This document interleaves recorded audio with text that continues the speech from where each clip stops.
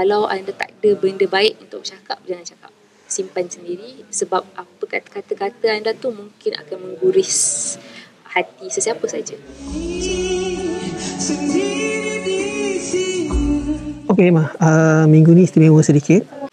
Siapa yang sebenarnya bertanggungjawab yang menentukan untuk mengadakan tribute malam ni sebenarnya? Sebab benda kejadian berlaku pada hari Jumaat, sangat disingkat kan. Idea siapa asalnya sebenarnya? Idea siapa asalnya ya? Okey. Again, benda ni jadi terlampau singkat sebab of course sebenarnya hari Jumaat patutnya dah ada rehearsal untuk minggu kelima. So bila kita semua dapat je berita, semua terkesan. Dan perbincangan telah dibuat dari segala sudut, di mana bila kita dah buat tahlil, kita dah buat kita plan semuanya tu. Kenapa tribute tu? Sebabkan semua terkesan, kita tak nak konsert minggu kelima juga agak muram, dan kami sepakat untuk adakan Sandra dalam kenangan hari Jumaat juga, sebab of course kita kena ada kenyataan rasmi and all kan, untuk memberi ruang kepada kawan-kawan Sandra untuk bertenang seketika, so that they can be better for next week. Kuatkan semangat, I think semua orang sekali, daripada pihak produksi, daripada rakan-rakan Sandra. So semua tu kita sebulat suara untuk adakan Sandra dalam kenangan. Again, bukan untuk meratap pemergian Sandra, kita semua reda, cuma kita nak sampaikan kebaikan arwah, dan kita nak bagi pengajaran ataupun peringatan kepada semua yang benda kita tak plan, kalau nak jadi kan? Itu kadang-kadangnya, dan itulah yang terjadi. Siapa yang bertanggungjawab untuk ni, I think kita buat perbincangan antara pihak channel, saya dan management and also produksi lah, apa yang terbaik yang untuk dilakukan. Sebab kita mesti kena buat live, sama ada kita nak buat, kita teruskan saja konsep minggu kelima dengan pertandingan ataupun ini. So kita sebulat suara setuju untuk membuat konsep tribute untuk Sandra. Bila buat tribute melibatkan arwah, of course melibatkan keluarga dia juga. Jadi masa buat keputusan ni ataupun selepas buat keputusan baru melibatkan keluarga, mesti bagi tahu juga pada keluarganya kan. Jadi mereka sini bila diberitahu tu, adakah mereka macam bersetuju ataupun berlapang dada ataupun macam mana? I think sebab masa kita buat keputusan tu, keluarga arwah tengah agak sibuk dengan penghantaran jenazah daripada Kuala Lumpur ke Sabah dengan pengumumian. So di mana dekat situ bila kita macam event untuk buat tahlil, kita bagi tahu pihak Sony, sebab penghantaran antara Astro dengan pihak Sandra adalah dengan manajemen Sandra lah, so pihak Sony. So kita semua benda kita inform, so mereka inform kepada keluarga. So tak ada halangan daripada pihak keluarga. Again, kita plan ni pun bukan untuk saja-saja, ada hikmah dia, dan I think benda tu yang tak ada tak ada tentangan, dan hopefully semua orang dapat terima apa yang kami buat malam ni lah. Sebab dengan cerita pun sepatutnya memang pada asalnya memang ibu ataupun keluarga, ahli keluarga pun akan turut serta pada malam ni, tapi atas tertentu tak dapat hadir. Boleh explain sikit pasal yang tu?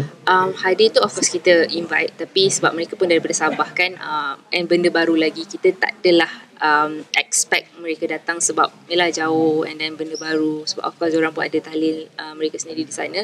Kita ada perancangan untuk buat live call dengan Ibu Sandra, di mana mula-mulanya memang Ibu Sandra dah bersetuju, tapi pada hari ini petang dia bagi tahu yang dia tak kuat untuk ke udara.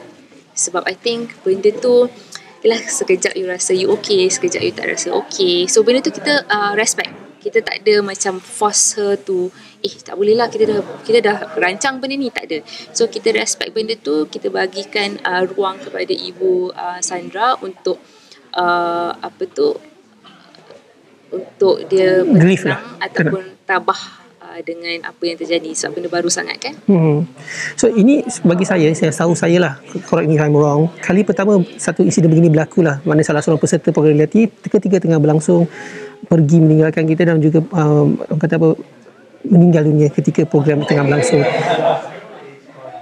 Apa sebenarnya yang dilakukan oleh pihak Astro sendiri, sebab kita dengar macam-macam cerita, cuma mungkin Emma boleh sahkan sendirilah bila dia meninggal, apa lagi tindakan-tindakan yang dibuat, yang diambil oleh Astro untuk membantu keluarga sebenarnya? Okay, so sebenarnya ini kali kedua terjadi kepada bintang yang memasuki pertandingan reality di Astro. Hari dulu kalau semua ingat 2015 di mana arwah Pak Yus meninggal semasa program Juara Parodi di Astro Warna. So kali ini 2020 terjadi kepada Big Stage. So apa yang kami boleh bantu, I think kita tolong meringankan beban keluarga kita dari segi aspek perjalanan jenazah ke Sabah, dan ada sedikit sumbangan yang kami beri kepada family Sandra, dan di mana kami, I think last week kita dah announce yang allowance Sandra akan kami teruskan sampai ke final big stage. So kita tak berhentikan hanya di minggu ketiga. So kita akan teruskan dan sedikit sumbangan yang diberikan lah kepada keluarga. Tak ada lepas tangan macam tu saja memang kita teruskan. InsyaAllah dapat apa yang kami buat, hopefully dapat membantu sedikit sebanyak. I'm sure it's not a lot. Tak boleh digantikan dengan RM1 pun, of course. Tapi hopefully itu sedikit sebanyak lah boleh membebankan meringankan beban family Sandra. Okey, itu untuk keluarga Sandra dan Sandra sendiri. Tapi bagaimana pula yang tinggal sekarang ni, peserta-peserta rata-rata nampak gayanya macam terkesan dengan meninggal Sandra. Adakah macam kita ada seminggu lagi sebelum konsert seterusnya, so konsert akan diteruskan sudah pasti, tapi adakah benda-benda yang langkah-langkah mungkin dari segi counselling, motivation untuk diorang, atau beri peluang untuk mereka rehat sebab aktiviti sibuk setiap hari untuk mungkin minggu ni sahaja daripada pihak Astro untuk peserta-peserta yang tinggal? I think kita punya tenaga-tenaga pengajar, Cikgu Syafi, Cikgu Hanafi, juri-juri ini memainkan peranan penting untuk membantu motivatekan mereka, sebab of course kita sedih dengan pemergian ataupun terkesan dengan pemergian, tapi kita look at the positive side, mungkin kita boleh gunakan Sandra sebagai semangat untuk mereka teruskan dalam pertandingan, sebab dia tak boleh. Itu passion dia. Hopefully all contestant pegang dia punya Sandra punya semangat untuk teruskan dalam big stage pada tahun ni. Jadi kita hormati yang telah pergi, tapi yang tinggal tetap terus meneruskan perjuangan. Betul. Okey, jadi so tak payah tanya panas-panas, sikitlah komen-komen mungkin daripada Astro sendiri, komen bila orang banyak bagi komen-komen negatif, akhir kata lah daripada orang, mungkin ada nasihat sikit pada mereka di luar sana. Nasihat yang saya ingin berikan, I think don't judge something dengan apa yang you tahu saja. Contohnya bila kita buat announcement yang kita akan adakan konsert Sandra dalam kenangan, semua orang dah kecam dah, kenapa nak buat konsert, kenapa tak buat tahlil, kenapa tak ni, kenapa tak tu.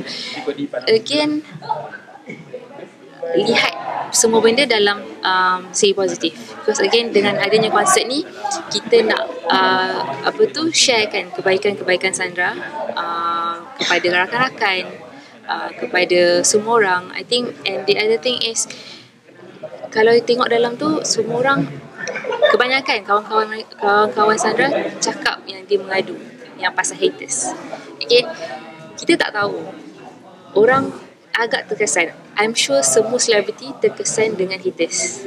So you tak kenal dia, you tak pernah pun berhubung dengan dia, tapi you kutuk dia. Kenapa? So benda tu agak terkesan. Sebenarnya saya sendiri pun first time dengar